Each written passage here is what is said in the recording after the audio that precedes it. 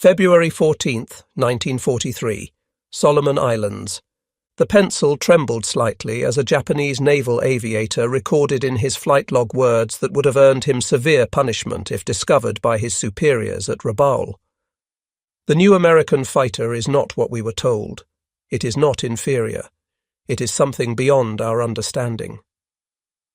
Through the smoke of battle over Guadalcanal, Japanese pilots had just encountered the F4U Corsair in combat for the first time.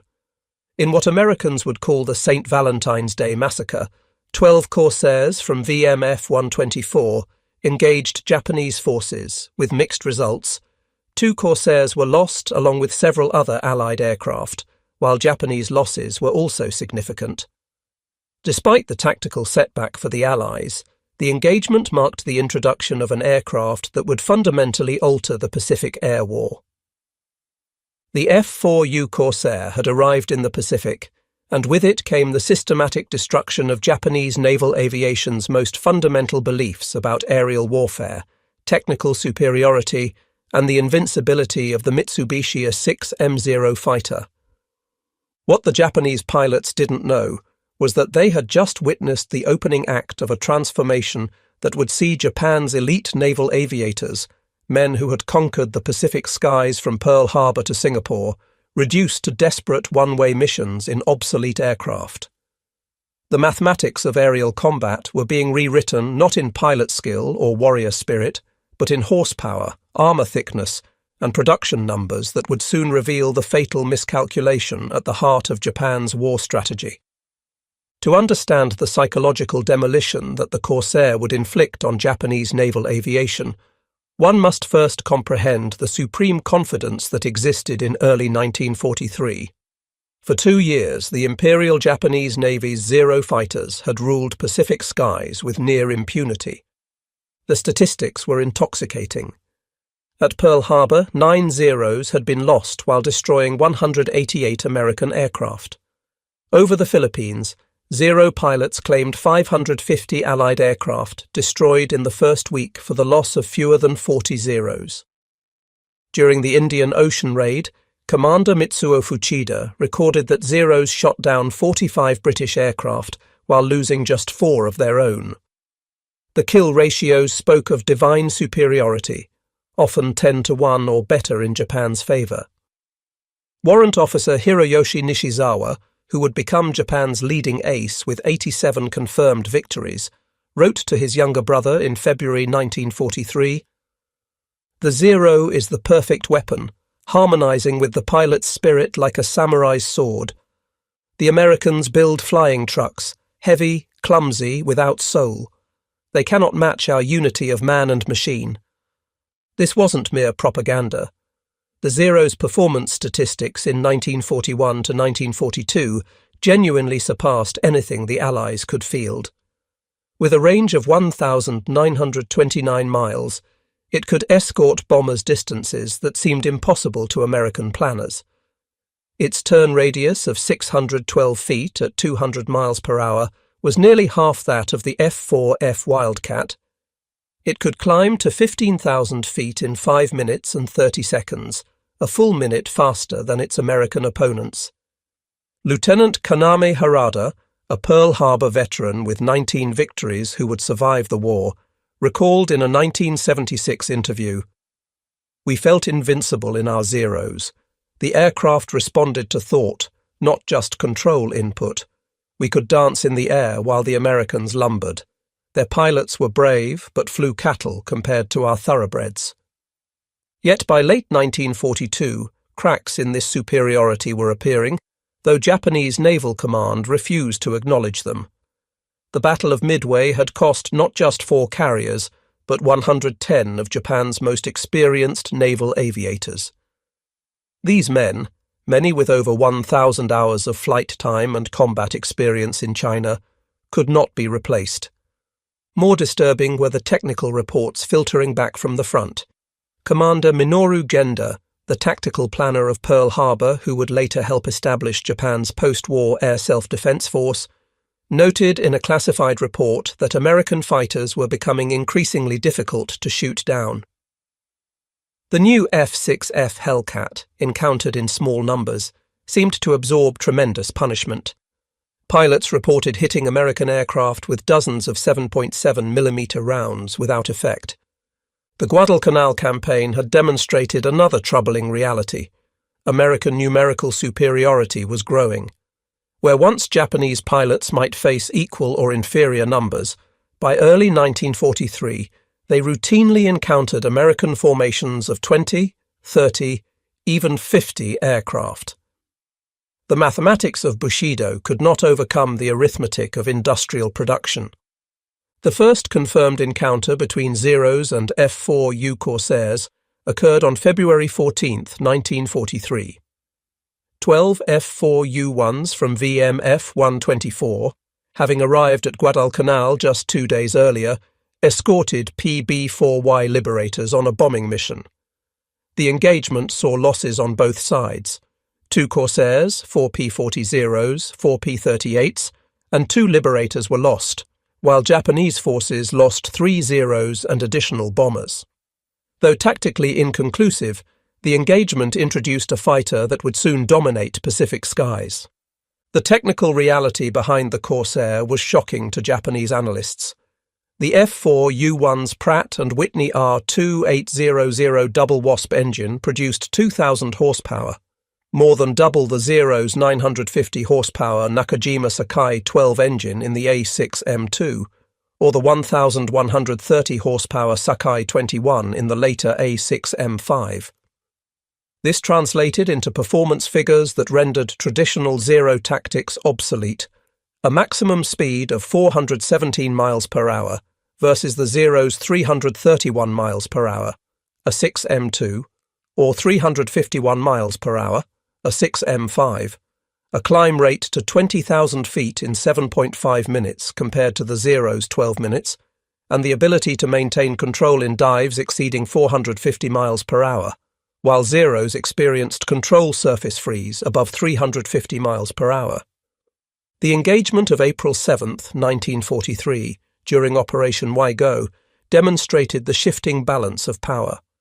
Admiral Isoroku Yamamoto had launched this operation, his last major offensive, sending 224 aircraft, including 110 Zeros, against Allied positions. At Guadalcanal, they met 76 Allied fighters, including Corsairs from Marine Squadrons. The results were devastating for Japan: 39 aircraft lost versus 12 Allied fighters destroyed. Major Gregory Pappy Boyington, who would later command VMF 214, the Black Sheep Squadron, and score 28 victories, participated in these early Corsair operations. He would later write in his autobiography, Black Sheep, about the emerging tactics. The Zero was a dream to fly and fight in if you stayed slow. But we didn't stay slow. We came in high and fast, shot and kept going.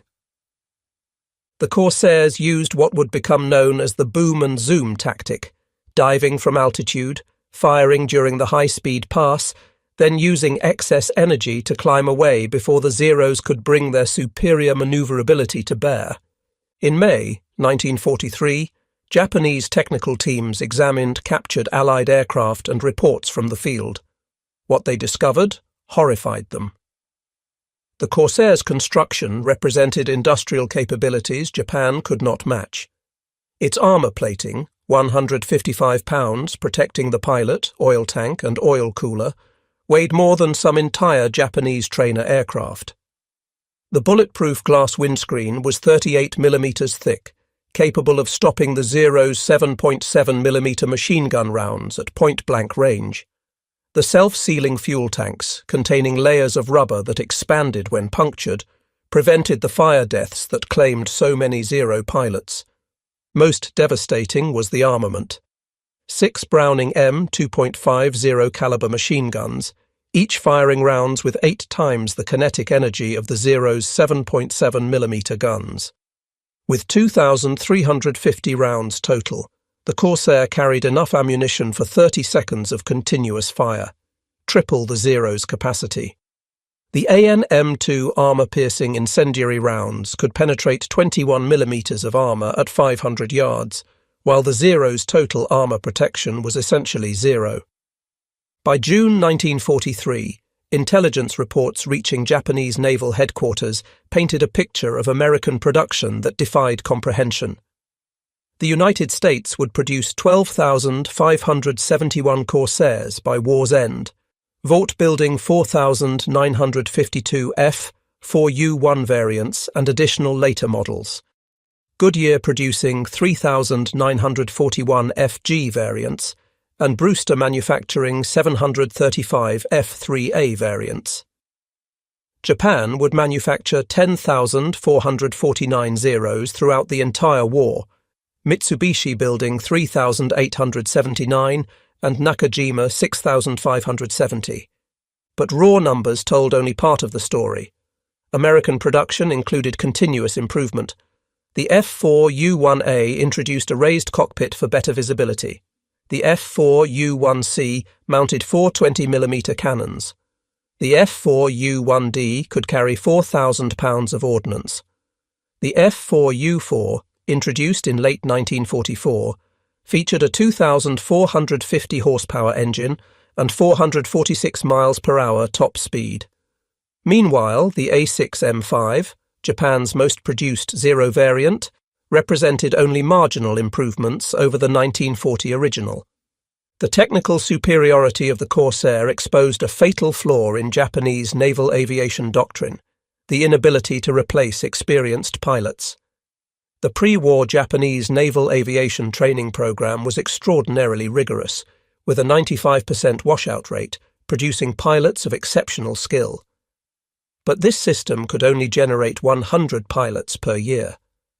By contrast, the United States Navy's expanded training program was producing 2,500 pilots monthly by 1943. These pilots received 600 hours of flight training before combat deployment, including 200 hours in advanced fighters. Japanese replacement pilots in 1943 averaged 100 to 150 hours total flight time. By 1945, some kamikaze pilots would have as little as 40 hours. The mathematics were inexorable. Each experienced Zero pilot lost meant replacement by someone with 1/6 the training. Each Corsair pilot shot down was replaced by someone with equal or superior training. The qualitative gap widened with each engagement. Rabaul, Japan's fortress in the South Pacific, became the graveyard of Japanese naval aviation. Between October 1943 and February 1944, continuous battles with Corsair-equipped squadrons produced loss rates that destroyed Japan's remaining cadre of experienced pilots. The statistics from this period tell a story of systematic annihilation. On November 11, 1943, carrier air groups, including Corsairs, struck Rabaul's harbour and airfields. Of 270 Japanese aircraft available, 35 were destroyed and 40 damaged. By December 17, 1943, when Allied forces mounted another major raid with 31 Marine Corsairs, 22 Navy Hellcats, and 23 RNZ AFP-40s, Japanese forces could mount only minimal opposition. The few interceptors that rose were quickly destroyed. By January 1944, Japanese pilots were refusing to engage Corsairs unless they held overwhelming numerical superiority, a complete reversal from 1941 when single Zeros would attack entire enemy squadrons. While F4U Corsairs did not participate in the Battle of the Philippine Sea on June 19, 1944, carrier operations were still primarily conducted by F6F Hellcats. The battle demonstrated the complete reversal of aerial supremacy that new American fighters had achieved. The results were catastrophic for Japan: 445 Japanese aircraft destroyed versus 30 American aircraft lost in combat. The kill ratio had reversed from 10-1 in Japan's favour in 1941 to nearly 15-1 in America's favour. The few Corsairs that were present served with land-based marine squadrons providing distant cover, but the battle's outcome reflected the same technological and training advantages that made the Corsair dominant. Japanese naval aviation never recovered from this defeat. By late 1944, surviving Japanese pilots faced complete psychological collapse. They had entered the war as members of the world's premier naval aviation force. They now flew knowing they were inferior in every measurable way. Saburo Sakai, Japan's leading surviving ace with 64 victories, wrote in his memoir, Samurai, about this period. We had lost our edge in equipment, in numbers, in pilot quality, in everything. The appearance of the new American fighters meant death for our younger pilots. They had neither the skill to fight nor the aircraft to escape. The introduction of the F4U Corsair in October 1944, with its 2,450 horsepower engine, 2,760 horsepower with water injection, and 446 miles per hour top speed, removed any remaining illusions. This variant could outperform the Zero in every flight regime. The psychological journey from elite fighter pilots to suicide attackers represented the ultimate admission of defeat. Vice Admiral Takejiro Onishi, who organized the first kamikaze units in October 1944, explained the brutal logic in a staff meeting. If we continue conventional attacks, we will lose 100% of our aircraft for negligible enemy losses.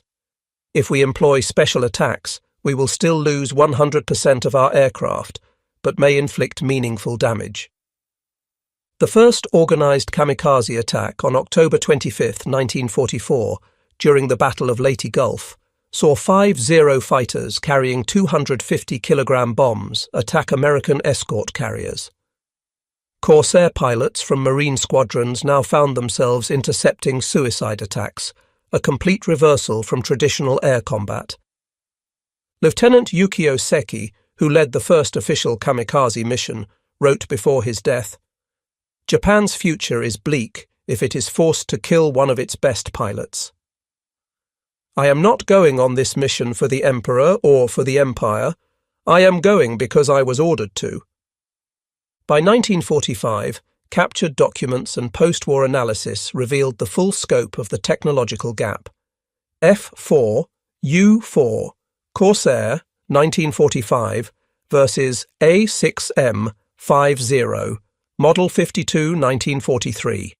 Maximum speed 446 miles per hour versus 351 miles per hour. Service ceiling 41,500 feet versus 36,250 feet.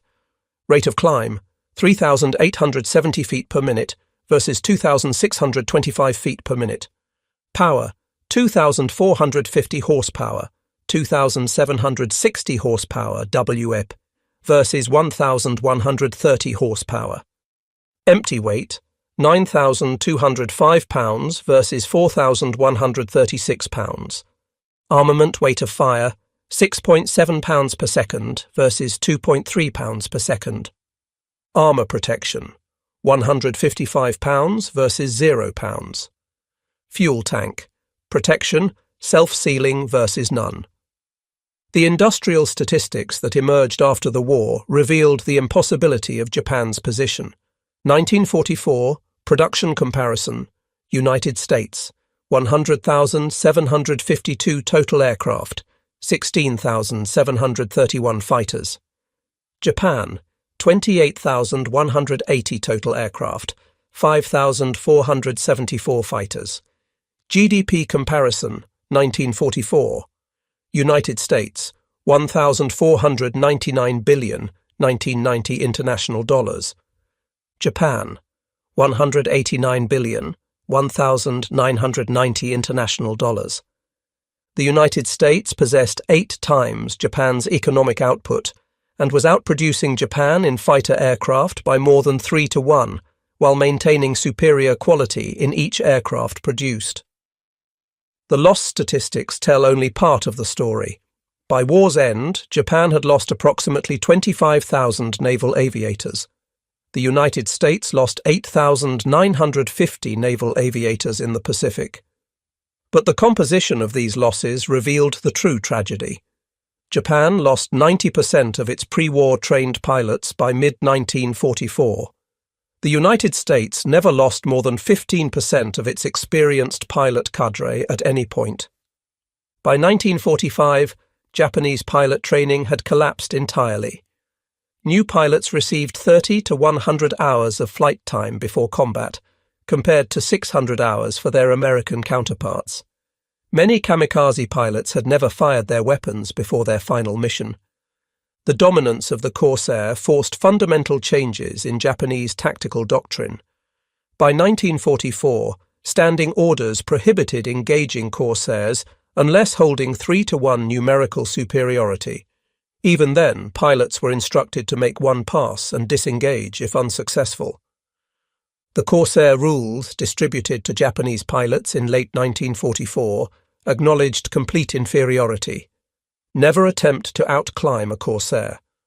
Never attempt to dive away from a Corsair.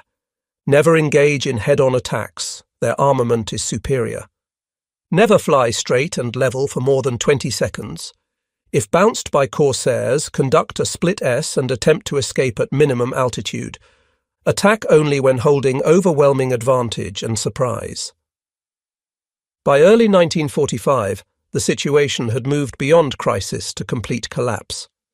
Japanese pilots flew aircraft that hadn't been properly maintained in months, burning 87-octane fuel instead of the required 91-octane, or 100-octane, for optimal performance, with ammunition loads reduced to save weight.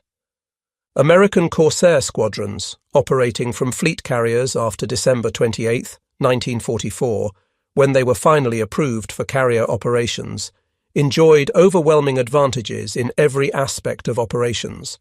They had radar direction, rescue services, excellent maintenance, and regular rotation home after completing tours.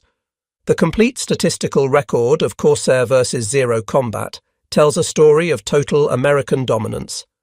Overall Corsair combat record: total aerial victories, 2,140. Combat losses, 189. Kill ratio, 11.3 to 1. Corsair versus Zero. Specifically, confirmed 0 kills, 1,562. Corsairs lost to Zeros, 124. Kill ratio, 12.6 to 1. Comparative pilot survival. American pilots shot down who survived, 64%. Japanese pilots shot down who survived, 8%. The Corsair represented American industrial philosophy: solve problems through overwhelming material superiority. The Zero represented Japanese philosophy: achieve maximum capability through minimum resources. When these philosophies met in combat, material abundance proved decisively superior. Jiro Horikoshi, the Zero's designer, reflected after the war: I created a fighter for a nation that lacked resources. The Americans created a fighter for a nation with unlimited resources. My design was an elegant solution to poverty. Theirs was a powerful expression of abundance. In war, abundance wins. During the American occupation, Japanese military personnel gained access to detailed information about American aircraft production. The numbers stunned them. Chance Vought alone had produced nearly as many Corsairs as Mitsubishi had produced Zeros. The cost per aircraft, $50,000 to $75,000 for a Corsair versus approximately $25,000 for a Zero, reflected not waste but quality.